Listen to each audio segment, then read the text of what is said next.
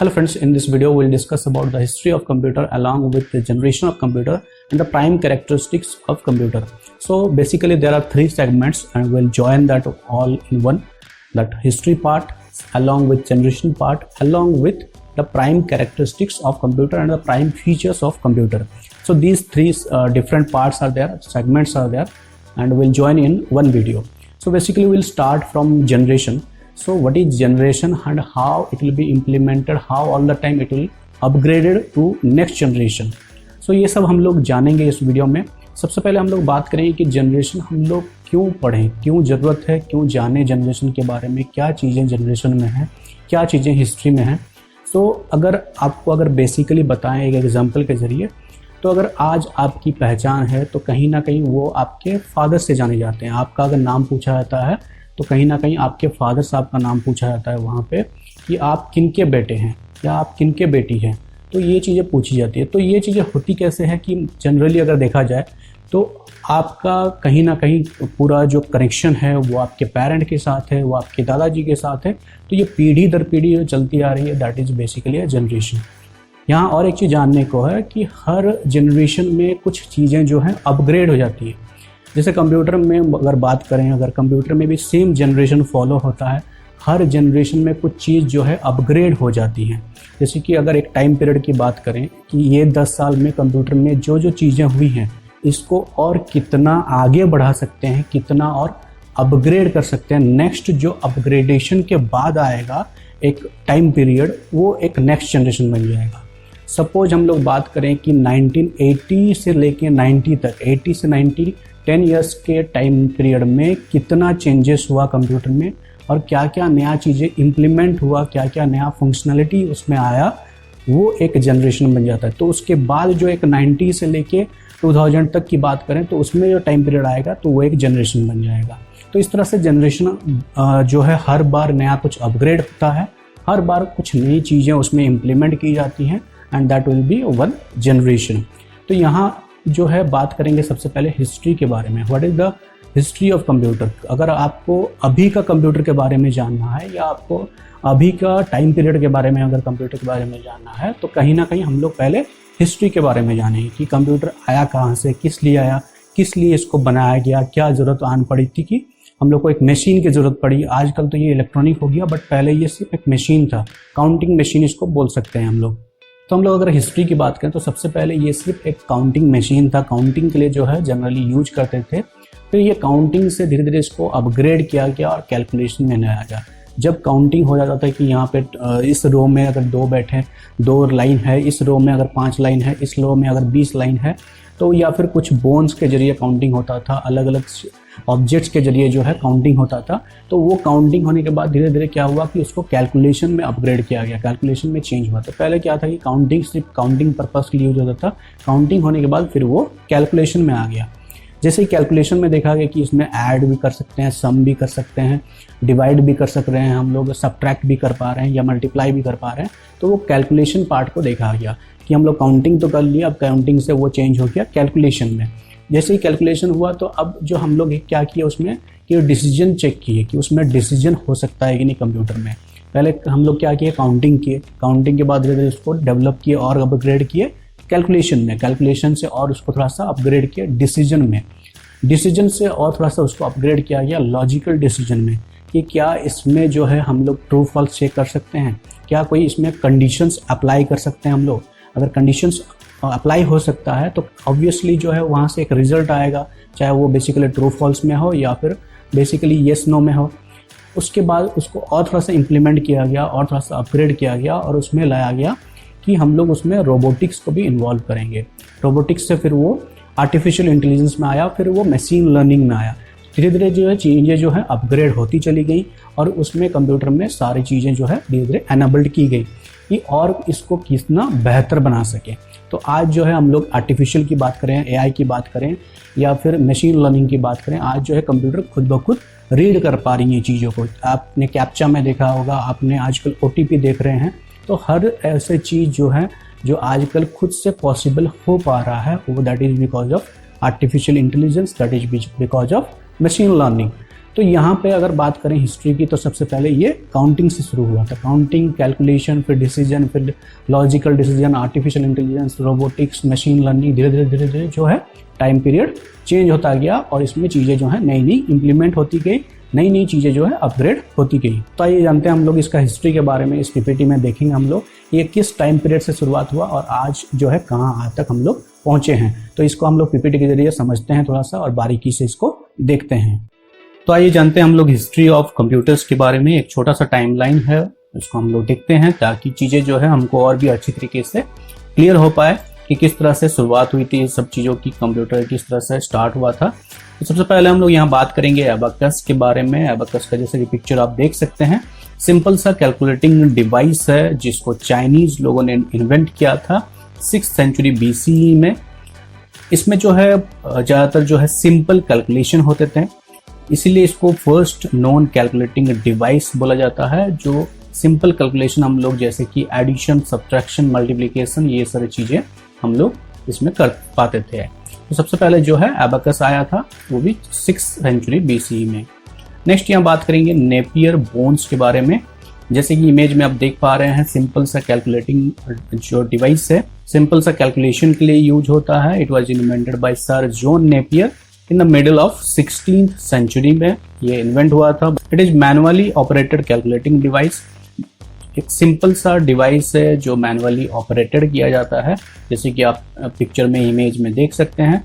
Calculation को ज़्यादा proficiency, ज़्यादा बेहतर करने के लिए हम लोग जो है नेपियर बोन्स का यूज करते थे। नेक्स्ट यहाँ बात करेंगे हम लोग पास्कलाइन के बारे में। जो ब्लेस पास्कल फ्रेंच मैथमेटिशियन हैं, ब्लेस पास्कल, उनके द्वारा ये जो है डिज़ाइन किया गया था 1642-1644 के बीच में ये इन्वेंट हुआ था Pascaline. Pascaline also called arithmetic machine, the first calculator or adding machine to be produced in any quantity and actually used।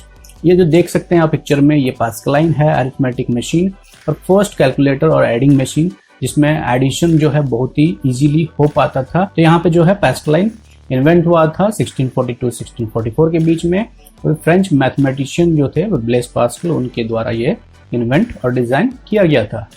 Next यहाँ बात करेंगे हम लोग जैक्वार्ड मशीन के बारे में। जैसे कि इमेज में आप देख सकते हैं, एक बहुत ही बड़ा सा एक मशीन है Jacquard machine, invented by Joseph Marie Jacquard in 1801। ये एक टाइप का लूम है जिसको हम लोग जैक्वार्ड लूम भी बोला जाता है। The Jacquard machine is device fitted to a power loom that simplifies the process of manufacturing textiles with such complex patterns as brocade, damask and matelasse. तो ये एक बहुत बड़ा मशीन है, जैक्वार्ड मशीन इसको बोलते हैं या पावर लूम भी इसको आप बोल सकते हैं, जो टेक्सटाइल मैन्युफैक्चरिंग में ज़्यादातर जो है यूज होता है। नेक्स्ट यहाँ बात करेंगे हम लोग दो इंजन के बारे में। सबसे पहला है difference engine and analytical engine, जो चार्ल्स बेवेज के द्वारा डेवलप किया गया था, डिज़ाइन किया गया था। इन 1822 Charles Babbage design the difference engine. सबसे पहला जो पिक्चर देख पा रहे हैं वो डिफरेंस इंजन का है जो 1822 में डिज़ाइन किया गया था। नेक्स्ट जो पिक्चर है ये एनालिटिकल इंजन का है। डिफरेंस इंजन के बारे में बात करें तो ये कैलकुलेटिंग और प्रिंटिंग के लिए जो मैथमेटिकल टेबल्स हैं उनको कैलकुलेट करना और प्रिंट करना, इनके लिए हम लोग डिफरेंस इंजन का यूज करते हैं। चार्ल्स बेवेज ने 1834 में एक और इंजन जो है इन्वेंट किया था जिसका नाम था एनालिटिकल इंजन।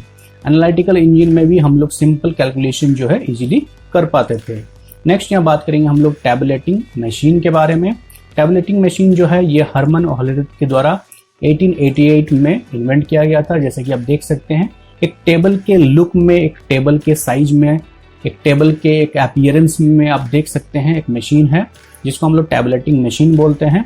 इलेक्ट्रोमैकेनिकल मशीन है जो समराइजिंग इंफॉर्मेशन को स्टोर करने में, पंच कार्ड जो आप साइड में उसके देख पा रहे हैं उसको बोलेंगे हम लोग इसको पंच कार्ड्स। तो अलग अलग पंच कार्ड्स को यहाँ पे यूज करके हम लोग इस मशीन का यूज करते हैं। ये जो है 1888 में हरमन होलरिथ के द्वारा इसको इन्वेंट किया गया था, इसको बोलते हैं टैबलेटिंग मशीन। नेक्स्ट यहाँ हम लोग बात करेंगे मार्क 1 के बारे में। मार्क 1 जो है ये डिजाइन किया गया था हावर्ड एकिन के द्वारा 1944 में। एक फुल्ली जो है ऑटोमेटिक मशीन है और कोलैबोरेशन हुआ था किसके साथ, IBM के साथ। आपको पता लगाना है कि IBM का फुल फॉर्म क्या है, बहुत ही इजी है, आप उसको इजीली पता लगाइए और कमेंट सेक्शन में जरूर बताइए। और बहुत ही एक बड़ा मशीन है जो उस टाइम यूज होता था। हार्वर्ड एकिन ने इसको बनाया था 1944 में, जिसका नाम था मार्क 1। बहुत लोग इसको मार्क आई भी बोलते हैं। नेक्स्ट अभी हम लोग एक ब्रीफ रिव्यू देखते हैं जो भी अभी तक हम लोग डिस्कस किए हैं।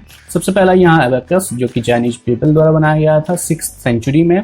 नेक्स्ट यहाँ है Napier bones, sir John Napier के द्वारा बनाया गया था 1617 में। नेक्स्ट है पास्कलाइन, ब्लेस पास्कल द्वारा बनाया गया था 1642 में।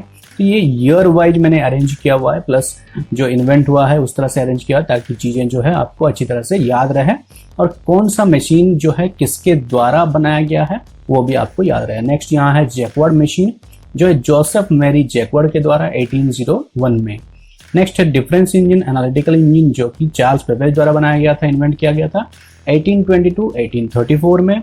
नेक्स्ट है टैबलेटिंग मशीन, हरमन हॉलिडे द्वारा बनाया गया था 1888 में। मार्क 1 की बात करें तो हार्वर्ड एकिन द्वारा बनाया गया था 1944 में। तो आपको इजी हो जाएगा इस टेबल के जरिए चीजों को अच्छी तरह से याद करने में, समझने में। तो जैसे ही अगर क्वेश्चन आता है यहाँ पे पास्कलाइन, तो ब्लेस पास्कल 1642, तो आपको याद रह जाएगा कि पास्कलाइन किसने बनाया था, ब्लेस पास्कल 1642 में। जैकवर्ड मशीन की बात करें, जैसे जैकवर्ड मशीन का नाम आएगा तो आपको याद आ जाएगा कि जोसेफ मैरी जैकवर्ड 1801 में। तो इस तरह से ये इजी हो जाता है चीजों को अच्छी तरह से याद रखने में। आई होप कि आपको चीजें जो है समझ में आई होंगी।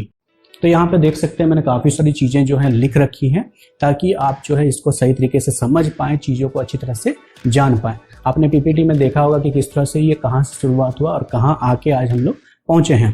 तो इसके जनरेशन को अगर बात करें, history and generation, history part तो हम लोग ऑलरेडी देख चुके हैं।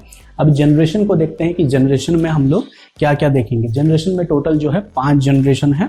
5 जनरेशन को हम लोग एक एक करके डिस्कस करेंगे और उसके कुछ एग्जाम्पल्स को, उसके कुछ साइज को, उसके कुछ यूज को हम लोग देखेंगे कि उस टाइम पीरियड में क्या चीजें उसमें यूज होती थी, कितना साइज था, क्या एग्जाम्पल है। ये सारी चीजों को एक एक करके हम लोग डिस्कस करते हैं।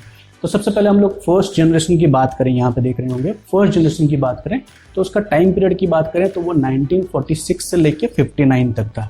1946 से स्टार्ट हुआ 59 में। उस समय इलेक्ट्रॉनिक का जमाना आ गया था। साइज की बात करें तो बहुत बड़ा साइज में उस समय कंप्यूटर होता था।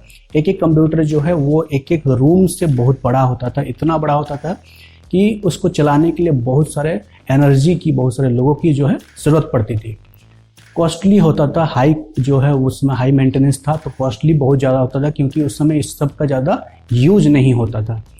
उसके बाद यहाँ पे अगर उस समय कंप्यूटर का यूज की बात करें तो उस समय वैक्यूम ट्यूब उसमें यूज होता था। आजकल अगर बात करें तो सीपीयू की यूज होता है, एक छोटा सा माइक्रो प्रोसेसर का यूज होता है, इतना छोटा सा आता है जिस माइक्रो प्रोसेसर में हजारों लाखों कैलकुलेशन हम लोग विद इन अ सेकंड कर सकते हैं। बट उस समय क्या था कि वैक्यूम ट्यूब का यूज होता था कैलकुलेशन पर्पज को यूज करने के लिए। अब वैक्यूम ट्यूब में क्या है कि एक वैक्यूम ट्यूब से नहीं होता था। उस समय जो फर्स्ट कंप्यूटर वहाँ उस समय उस जनरेशन का था उसमें 1800 वैक्यूम ट्यूब्स उस टाइम पे यूज हुए थे। एग्जाम्पल्स की बात करें तो उस समय इनियाक आया था, एडवाक आया था और यूनिवाक आया था। अब ये तीनों जो एग्जाम्पल है आपका यहाँ पे वर्क है कि इन तीनों का फुल फॉर्म को आपको लिखना है कि what is the full form of ENIAC, what is the full form of EDVAC and what is the full form of UNIVAC. तो ऐसे करके ये जो है these are the examples of that generation. And vacuum tubes, you have to remember that vacuum tubes are use in first generation. Now second generation की बात करें, second generation 1959, the time period is 1959, from 1959 to start to 65. So this is the time period of second generation. Now in second generation it was big plus costly. Big तो था ही plus बहुत ज़्यादा costly था। जैसे मैंने बताया कि उस समय इन सब चीज़ों की ज़्यादा डिमांड नहीं होती थी, प्लस ये बनाने में बहुत टाइम लगता था। इतना आज के जैसा नहीं है कि एक पेन ड्राइव बनाने में आप 10 दिन में पेन ड्राइव बना दिए या 2 दिन में पेन ड्राइव बना दिए, ऐसा नहीं है। उस समय कंप्यूटर बनाने में सालों लग जाते थे। It was costly. Second generation में हम लोग यूज करते थे ट्रांजिस्टर यूज होता था for basic calculations purpose. IBM 7094, CDC 1604, तो ये 2 कंप्यूटर हैं जो उस जनरेशन में यूज होते थे। अब नेक्स्ट आपका यहाँ पे टास्क है, what are the more computers, what are the next computers which are used in second generation. और क्या क्या कंप्यूटर हैं जो सेकंड जनरेशन में यूज होते थे, आपको ये चीजें लिखनी है या जाननी है। थर्ड की बात करें यहाँ पे थर्ड जनरेशन, तो third generation time period start from 1965 to 71, 65 to 71। उस समय साइज जो है थोड़ा सा रिड्यूस हो गया, साइज जो है लेस हो गया। वर्किंग जो है, अगर एफिशिएंसी की बात करें, वर्किंग शेड्यूल की बात करें, वर्किंग मैकेनिज्म की बात करें, तो फर्स्ट हो गया थोड़ा सा फास्ट हो गया, और जो है वर्किंग और थोड़ा सा ज़्यादा बढ़ गया। यहाँ पे अगर साइज की अगर बात करें फर्स्ट जनरेशन के वर्किंग के कंपैरिजन में, तो फर्स्ट जनरेशन में वर्किंग जो था फास्ट नहीं था, बहुत ही स्लो वर्किंग हो रहा था और बहुत ही टाइम लगता था, एक एक कैलकुलेशन में 4-4, 5-5 मिनट लग जाता था। बट अभी जो है फास्ट वर्किंग हो गया। थर्ड जनरेशन में एक और चीज़ इम्प्लीमेंट होगी, उसको बोलेंगे IC chips. IC chips that is integrated circuits, छोटे छोटे सर्किट्स आ गए जो रिप्लेस कर दिए किसको, ट्रांजिस्टर को। ट्रांजिस्टर किसको रिप्लेस किया था, वैक्यूम ट्यूब्स को रिप्लेस किया था। वैक्यूम ट्यूब्स रिप्लेस हुआ ट्रांजिस्टर से। अब नाउ जो है यहाँ पे आ गया आईसी चिप्स। आईसी चिप्स किसको रिप्लेस कर दिया, ट्रांजिस्टर को रिप्लेस कर दिया। आईसी चिप्स क्या होता था, साइज में बहुत छोटा होता था, तो जगह बहुत कम लेता था। हम लोग को क्या चीज़ें करनी है कि चीज़ों को कॉम्पैक्ट करनी है कि छोटा जगह में कितना कम चीज़ों में हम लोग ज़्यादा आउटपुट गेन कर सकें, ये चीज़ें उस समय थी। नाउ यहाँ पे आ गया क्या, PDP-8 साथ में PDP-11, ये दो कंप्यूटर जो है थर्ड जनरेशन में यूज होते थे। नाउ बात करें नेक्स्ट फोर्थ जनरेशन की। फोर्थ जनरेशन में 1971 से लेके 80 का टाइम पीरियड था। फास्ट वर्किंग हो गया, प्लस यहाँ पे लेस, उसका कॉस्ट जो है वो लेस हो गया बहुत। VLSI प्लस GUI, उस समय VLSI आ गया जो IC को रिप्लेस कर दिया, और GUI उस समय फर्स्ट टाइम इंट्रोड्यूस हुआ था GUI। उसके पहले CUI होता था, कमांड में ज़्यादातर यूज करते थे और ज़्यादातर मैकेनिज्म में कैलकुलेशन पार्ट को दिखाया जाता था। और उस समय नया कंप्यूटर इंट्रोड्यूस हुआ था IBM 4341। Now that is your task that find out what is the full form of VLSI plus GUI। Now comes to fifth generation. Fifth generation में 1980 ऑनवर्ड्स जो है, अभी हम लोग फिफ्थ जनरेशन में काम कर रहे हैं, 1988 से ऑनवर्ड्स हो गया। नाउ यहाँ पे एक और चीज़ इंट्रोड्यूस हुआ, वो है फास्ट मैकेनिज्म, कि कितना कम सेकंड्स में हम लोग को रिजल्ट जो है मिले, क्विक मिले रिजल्ट। वो एक नहीं है कि एक हम लोग सम कर रहे हैं तो उसका रिजल्ट हम लोग को 1 मिनट या 2 मिनट बाद मिल रहा है, वो नहीं, कितना सेकंड्स में हम लोग उसको फास्ट कर सकते हैं, कितना कैलकुलेशन को फास्ट कर सकते हैं, माइक्रो सेकंड्स की बात करने लगे। नाउ नेक्स्ट यहाँ पे हो गया कि माइक्रो कंप्यूटर्स उस समय इंट्रोड्यूस हो गया, जैसे लैपटॉप की बात करें, डेस्कटॉप की बात करें या नोटबुक की बात करें।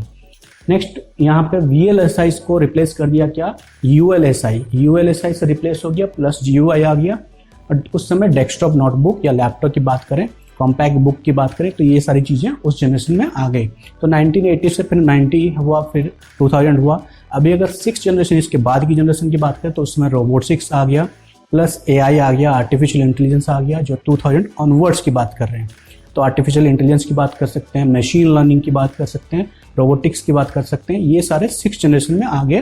प्लस कंप्यूटर जो है और भी स्पीड हो गया, प्लस वर्सैटिलिटी आ गया और मल्टी वर्किंग वहाँ पे हो गया। अब अगर हम लोग इसके फीचर्स की बात करें या स्पेशलिटी की बात करें या फंक्शनिंग की बात करें, तो फीचर्स जो है हर टाइम अपग्रेड हुए, चीज़ें जो है और हर टाइम जो है उसको बेहतर किया गया, बेहतर बनाया गया। हर टाइम जो है फीचर सेम ही रहे, बट उसमें और क्या चीज़ें हम लोग इम्प्लीमेंट कर पाएँ, क्या चीज़ें उसको अपग्रेड कर पाएँ, क्या उसमें जो है इन्फॉर्मेशन और फीड कर पाएँ, ताकि चीज़ें जो है हम लोग को फास्ट मिले, एक्यूरेट मिले और सही हम लोग को इन्फॉर्मेशन मिल पाए। तो इसके अगर फीचर्स की बात करें तो यहाँ पे देखिए डायग्राम आपको दिख रहा होगा। सबसे पहले अगर बात करें फर्स्ट में स्पीड की, तो हर टाइम हर जनरेशन में ये चीज़ कोशिश की गई कि इसके स्पीड को किस तरह से एनहांस किया जा सके, ताकि स्पीड जो है हम लोग को रिजल्ट जो है वो स्पीड मिले। ऐसा नहीं है कि हम लोग एक कैलकुलेशन दे दिए और कंप्यूटर में बैठे हैं कि भाई कब आएगा, हम लोग जो है इनपुट कर दिए हैं कुछ, उसके बाद ऐसे बैठे हुए हैं कि कब आउटपुट आएगा, तो वो नहीं है। हर टाइम स्पीड को देखा गया, प्लस एक्यूरेसी, जो भी हम लोग कैलकुलेशन परफॉर्म कर रहे हैं या डिसीजन परफॉर्म कर रहे हैं, उसमें रिजल्ट जो है हम लोग को एक्यूरेट मिले। ऐसा नहीं है कि हम लोग कुछ इनपुट कर रहे हैं और वहाँ से आउटपुट तो आ रहा है बट वो आउटपुट रॉन्ग आउटपुट है, तो ऐसा नहीं है। कंप्यूटर में जो है चीज़ें जो है परफेक्ट होती हैं, एक्यूरेट होती हैं, तो एक्यूरेसी को ज़्यादा ध्यान दिया गया स्पीड के साथ। नेक्स्ट है डिलीजेंस। डिलीजेंस मतलब होता है कि थकना नहीं है, लगातार काम करना रहे। और यहाँ पे डिलीजेंस अगर हम लोग बात करें तो हम लोग एक टाइम पीरियड के बाद हम लोग का बॉडी जो है वो टायर्ड फील करने लगता है, थक जाते हैं, बट कंप्यूटर में ऐसा नहीं है। कंप्यूटर में आप चाहे तो उसको 5 दिन लगातार चलाइए, 10 दिन चलाइए, 1 महीना चलाइए, उसमें कुछ नहीं होने वाला है। नेक्स्ट यहाँ बात करेंगे मेमोरी की या स्टोरेज कैपेसिटी की। पहले जो है सिर्फ 1 KB से शुरुआत हुआ था, बाइट से शुरुआत हुआ था।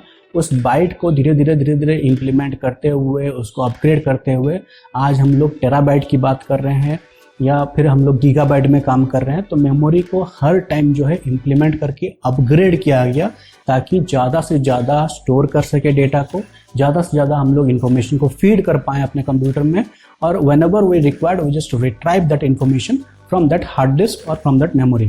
और मेमोरी जितना ज़्यादा होगा, रैंडम एक्सेस मेमोरी जितना ज़्यादा होगा, वर्किंग प्लस स्पीड वो उतना ही ज़्यादा हो पाएगा। नेक्स्ट बात करेंगे यहाँ पे एल्गोरिदम की। जैसे जैसे चीज़ें जो है बेहतर हो पाई, 1946 से बात करें तो एल्गोरिदम को हर टाइम इम्प्लीमेंट किया गया ताकि डिसीजन मेकिंग में हम लोग को सही से मिले, लॉजिकल डिसीजन वहाँ पे सही से ले पाएँ, एल्गोरिदम को सही से फीड कर पाएँ ताकि इन्फॉर्मेशन हम लोग अच्छी तरह से रिट्राइव कर पाएँ। नेक्स्ट यहाँ बात करेंगे वर्सेटिलिटी की। हर टाइम ये देखा गया कि इसमें सिर्फ एक टाइम में एक काम नहीं हो, मल्टीपर्पस हो, मल्टी प्रोग्रामिंग हो और मल्टी टास्किंग हो पाए। हर टाइम में ऐसा नहीं है कि आज हम लोग इसको मल्टीटास्क में यूज कर पा रहे हैं, बट पहले ऐसा नहीं था। पहले सिर्फ एक टाइम में एक ही काम हो पाता था, बट आज के टाइम में अगर हम लोग गेम खेल रहे हैं तो साथ में साथ हम लोग म्यूजिक भी सुन पा रहे हो, साथ में हम लोग इंटरनेट भी चला पा रहे हो, तो इतना सारा जो है मल्टी वर्किंग हम लोग वन टाइम में कर पा रहे हैं। बट पहले ऐसा नहीं था, पहले सिर्फ एक टाइम में एक ही काम हो पाता था। तो दैट इज कॉल्ड वर्सेटिलिटी, जिसमें एक टाइम में मल्टीटास्क हम लोग परफॉर्म कर पाए। नेक्स्ट बात करेंगे रोबोटिक्स की। रोबोटिक्स जो है धीरे धीरे 2000 के बाद है इसको ज़्यादा प्रेफरेंस दिया गया, ज़्यादा जो है चीज़ें हो पाई और कंप्यूटर में ऑटोमेटेड जो है चीज़ें कैप्चर करना चालू कर दिया। कंप्यूटर पहले क्या था कि आप खुद से इन्फॉर्मेशन फीड करते थे, तब कंप्यूटर परफॉर्म करता था, बट अब जो है धीरे धीरे रोबोट ने वहाँ पे टेक ओवर कर लिया है और धीरे धीरे चीज़ें जो हैं खुद से वो चीज़ें कर पा रहा है, खुद से चीज़ों को आइडेंटिफाई कर पा रहा है, जान पा रहा है। नेक्स्ट है आर्टिफिशियल इंटेलिजेंस। आर्टिफिशियल इंटेलिजेंस ये 2004-2005 के बाद कुछ ज़्यादा ही बढ़ गया। आजकल जितने सारे वेबसाइट्स देख रहे हैं सारे क्लाउड्स को यूज करते हैं प्लस आर्टिफिशियल इंटेलिजेंस को यूज करते हैं ताकि वो अपने बुद्धि को यूज कर पाए। कंप्यूटर अपने जो भी इंटेलिजेंस उसमें दिया गया है थोड़ा बहुत, वो इंटेलिजेंस को वो खुद से जो है यूज कर पाए और वही इन्फॉर्मेशन से जो इन्फॉर्मेशन फीड है उसी में से वो इंटेलेक्ट कर पाए, चीज़ों को जान पाए। नेक्स्ट है मशीन लर्निंग। कंप्यूटर जो है खुद से भी लर्न करने लगता है चीज़ों को जैसे जैसे इन्फॉर्मेशन फीड होते चलते हैं, क्योंकि वाइड इन्फॉर्मेशन है। यहाँ पे इन्फॉर्मेशन इतना नहीं है कि सिर्फ आपके नोटबुक के तक या आपके बुक तक सीमित है। इन्फॉर्मेशन इतना है कि जितना ख़त्म नहीं होगा, वाइड इन्फॉर्मेशन है। तो कंप्यूटर जो है खुद से इन्फॉर्मेशन को रीड करने लगता है, that is called machine learning. तो चीज़ें जो है धीरे धीरे बेहतर होती गई, आने वाले टाइम में और भी बेहतर होती जाएंगी। और मशीन लर्निंग जो है ये और आर्टिफिशियल इंटेलिजेंस ये दो मिलके जो है कंप्यूटर को और भी आगे बढ़ाते चलेंगे और हम लोग जो है हो सकता है कि आई होप कि और भी चीज़ें जो है बेहतर हम लोग को देखने मिलेगी, और भी स्पीड देखने को मिलेगा, और भी ज़्यादा मेमोरी हम लोग को देखने को मिलेगा। तो ये सारी चीज़ें जो है फर्स्ट जनरेशन में से लेके 5th जनरेशन तक था, जहाँ पे हम लोग हिस्ट्री का बात किए, डिफरेंट जनरेशन का बात किए और जहाँ पे हम लोग डिफरेंट फीचर्स का बात किए। These are all the features of computer, characteristics of computer. तो ये सारे सेगमेंट में आपको अगर कुछ भी यहाँ पे डाउट फील हो रहा है या कुछ भी चीज़ों में समझ नहीं आ रहा है या कुछ भी चीज़ें आपको लग रही है कि ये चीज़ें और भी थोड़ा सा बेहतर हो सकती हैं, तो यहाँ पे कुछ भी कहीं पे पॉइंट में आपको अगर डाउट है तो आप जो है उसको कमेंट सेक्शन में बताइए। मैं आपको ज़रूर जो है उस सेगमेंट को, उस पोर्शन को फिर से समझा दूंगा या क्लियर कर दूंगा। वीडियो कंप्लीट देखने के लिए थैंक यू, धन्यवाद।